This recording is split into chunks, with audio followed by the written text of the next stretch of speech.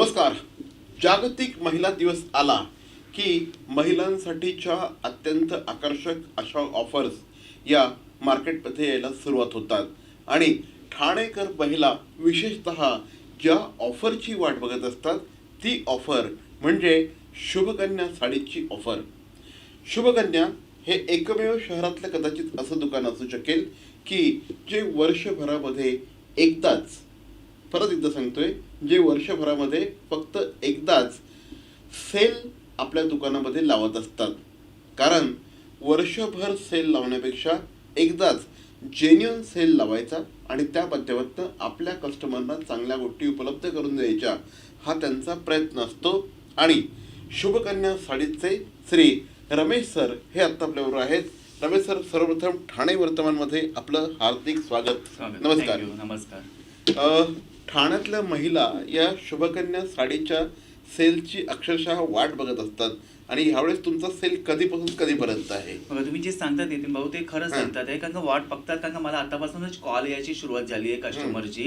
आणि आपला हा जे सेल असणार आहे ही 28 फेब्रुवारीपासून सुरू होणार आहे आणि 28 फेब्रुवारीपासून 10 मार्चपर्यंत आपला कालावधी असणार आहे हा सेलची. तर याच्यामध्ये आपण जे सेल आहे आपला हा फ्लॅट 50% असणार आहे डिस्काउंट 6 वारी साड्यावरती. आणि त्याच्यामध्ये भरपूर व्हरायटीज आहेत. आपल्या दुकानामध्ये जवळपास 95% साड्या ज्या आहे त्या 50% मध्ये असणार आहे आणि बाकी 30% जे आपण राहतं 5% साड्या ते 30% डिस्काउंटमध्ये असणार आहे. तर ठराविक जे साड्या आहे जसं का पैठणी साड्यावरती पण आपण 50% देतोय प्रत्येक साड्यावरती. फक्त सिंगल पदर आणि डबल पदर सोडून बाकी त्याच्यातली कलांजली पैठणी आहे, महाराणी पैठणी आहे, नंतर मुनिया पैठणी आहे, हस्तकला पैठणी आहे, हे सर्व वेगवेगळे प्रकार, जेकार्ड पैठणी वगैरे हे सर्वमध्ये आपण 50% देतोय. आणि पर्टिक्युलरली नारायणपेठमध्ये जिजामाता सिल्क हे 2 प्रकाराला आपण 30% मध्ये ठेवलेले आहे. बाकी तुम्ही कांजीवरममध्ये वेगवेगळे प्रकार आहे, धर्मावरममध्ये वेगवेगळे प्रकारचे आहे, जसं का चंदेरी सिल्क आहे, चंदेरीमध्ये प्युअर कतान चंदेरी आहे, ऑर्गंजा चंदेरी वगैरे किंवा हँडलूम कॉटन चंदेरी वगैरे. आणि महेश्वरी साड्यामधलं सर्व प्रकार मध्ये आपण देतोय 50%. आणि डिझायनर साड्या म्हणजे वर्क वगैरे एम्ब्रॉयडरी वगैरे साड्या पाहिजे तर त्याच्यामध्ये पण सुद्धा आपण 50% देतोय. आणि आर्ट सिल्क वगैरे तुम्ही बोला, कोटा सिल्क बोला का प्रिंटेड आयटम बोला, हे सर्व प्रत्येक साड्यांना आपण 50% देतोय. मग दुकानामध्ये जवळपास 95% साड्या ज्या अशा असणार आहे की ज्याच्यामध्ये आपण 50% फ्लॅट डिस्काउंट देतोय.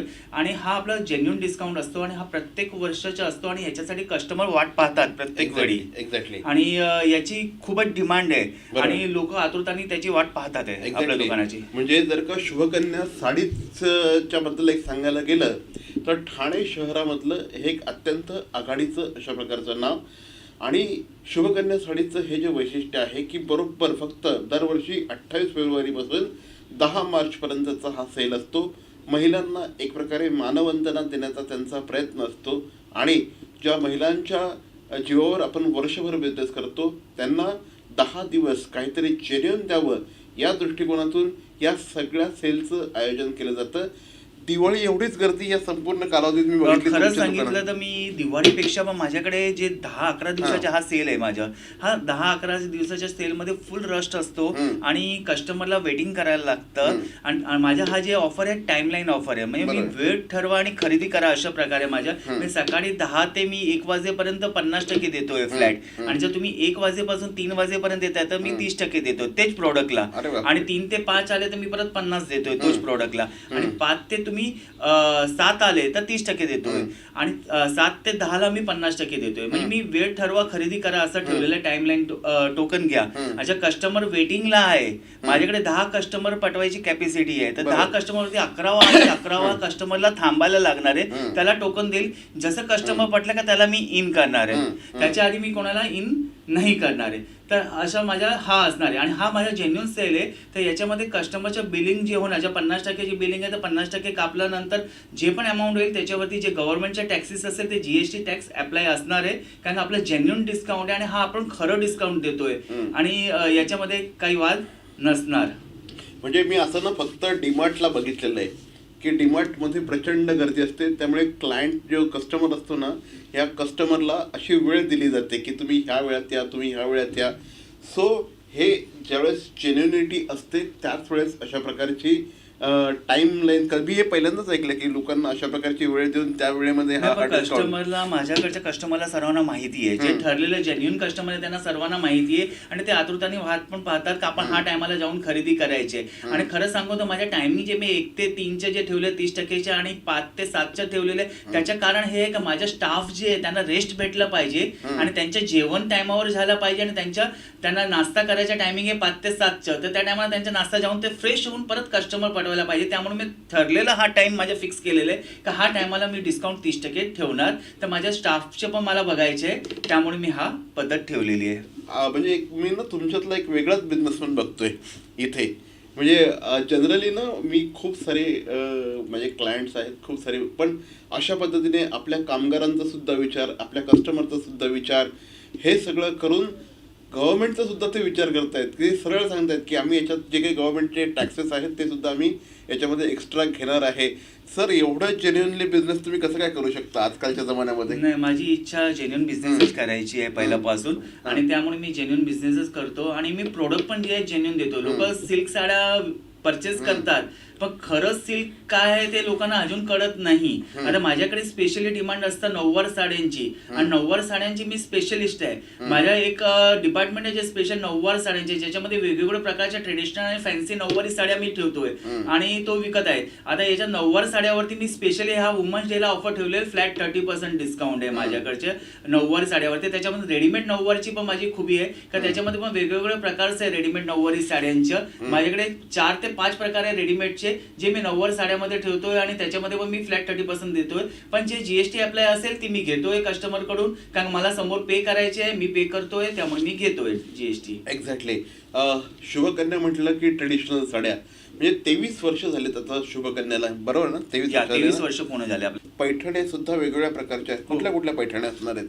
पैठणीमध्ये मी आधी पण म्हणालो तसं माझ्याकडे पैठणीमध्ये जे महाराणी पैठणी आहे, कलांजली पैठणी आहे, मुनिया पैठणी, हस्तकला पैठणी आहे, जेकार्ड पैठणी आहे, कडियल पैठणी आहे आणि अशा वेगवेगळ्या पैठणी येतात. आता पैठणी आपण सांगितलं की आपल्याला लक्षात येतो फक्त येवला जे ते येवला तसं खरं नाही. येवलामध्ये तर सिंगल पदर मिळणार, हस्तकला पदर मिळणार, जेकार्ड पदर मिळणार, मुनिया पैठणी मिळणार. आता बनारसची पण पैठणी बनतात आणि बँगलोरची पण सेमी पैठणी वगैरे जी येतात, पेढा पैठणी वगैरे सर्व बँगलोरची आहे. सेमी पैठणी, ताना सिल्क वगैरे सर्व फॅब्रिक मध्ये येतात. तर पैठणी प्रकार आपण काही वेळी कस्टमर सांगतो की तुमच्याकडे पैठणीची रेंज काय सुरू आहे. तर आता बेलगाव पैठणी घेतली, बेलगावची जी साधी पॉलिस्टर पैठणी येते ती सुरुवात होते 590 पासून, 650 पासून आणि असं करून अक्षरशः 50 पर्यंत, 1000 पर्यंतची आपण व्हरायटीज ठेवतोय. जास्त हेवी व्हरायटीज आपण ठेवत नाही, 50 पर्यंतची ठेवतो, कारण कस्टमर मिडियम रेंज मध्येच महत्व घेतोय आणि साधारणपणे जे बेसिक रेंज आहे कस्टमरची खरेदी करायची ते साधारणपणे 2 ते 5 मधली रेंज असतं ठराविक, आणि त्याची विक्री जास्त असतं काउंटरवरती. तर आपलं लक्ष त्याच्यावरती जास्त. पण आपण सिल्क साड्यामध्ये पण कलेक्शन ठेवतो. आता जेकार्ड कांजीवरम आहे का, नलीसची कांजीवरम, फॅन्सी जे येतात ट्रेडिशनल कांजीवरम जे नलीस मध्ये आपण परचेस करतो त्या टाईपचे कांजीवरम. पण कुठून साधारणपणे ह्या प्रोक्युअर होतात या सगळ्या साड्याच्या? सिल्कच्या साड्या अतिशय जेन्युइन अशा प्रकारच्या साड्या असतात, प्रत्येक महिलेला बघितल्याबरोबर ते प्रेमात पडत असतात. कुठून प्रोक्युअर होतात या? आता सिल्क साड्या जे आपण आता नारायणपेठ साडी सांगितलं तर नारायणपेठ गावामध्ये बनते, आंध्रमध्ये आलं, आणि जिजामाता सिल्क आपलं बेलगाव मध्ये बनते.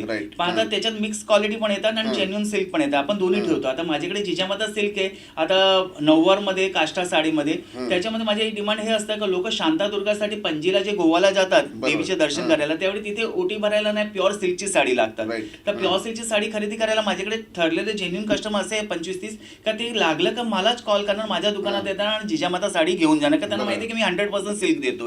आता याच्यामध्ये डुप्लिकेट सिल्क पण येतात आणि ते पण लोक विकतात, ते मीडियम रेंजला येतात. तर तसं सहज आहे, आपलं बजेटच्या हिशोबाने मिळतात, पण आपण ते पण ठेवतोय प्युअर 100% सिल्क. आता जिजामाता बेलगावची साडी आहे प्युअर 100% सिल्क. नारायणपेठ आंध्रची आली. पैठणी आपण येवलाची सांगितलं, तसे मी वेगवेगळे प्रांतची पण सांगितले की धर्मावरम मध्ये पण बनते, बँगलोरमध्ये पण बनते. तर साड्यांचे जे प्रकार आहे वेगवेगळ्या ठिकाणी बनतात. आता कोइंबतूर सिल्क येतात, तिथे सॉफ्ट सिल्क वगैरे सर्व ते प्रकार आहे ते कोइंबतूर मधून प्रोडक्शन येतात.